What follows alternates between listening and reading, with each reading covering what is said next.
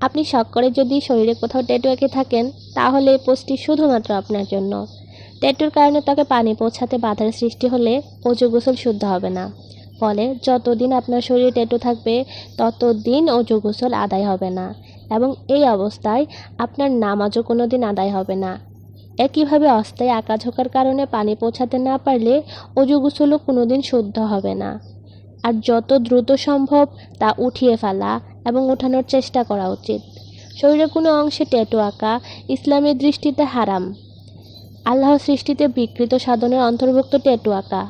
ট্যাটুর সঙ্গে সংশ্লিষ্ট সবাইকে অভিশপ্ত বলা হয়েছে হাদিসে, কারণ এর মাধ্যমে মানুষের স্বাভাবিক সৌন্দর্য স্থায়ীভাবে নষ্ট হয়।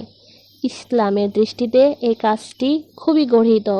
পবিত্র কোরআনে আল্লাহ তাআলা বলেন, আমি সবচেয়ে সুন্দর কাঠামোতে মানুষ সৃষ্টি করেছি।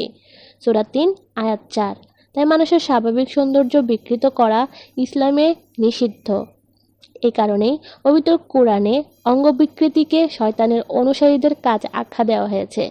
অভিশপ্ত শয়তান আল্লাহকে বলেছিল, আমি অবশ্যই আপনার বান্দাদের মধ্য থেকে নির্দিষ্ট কিছু মানুষকে বেছে নেব, তাদের বিপদগামী করব, তাদের আশ্বাস দেব, তাদের পশুদের কান ফুটতে বলবো এবং তাদের আল্লাহর সৃষ্টি আকৃতি বিকৃত করতে আদেশ দেব।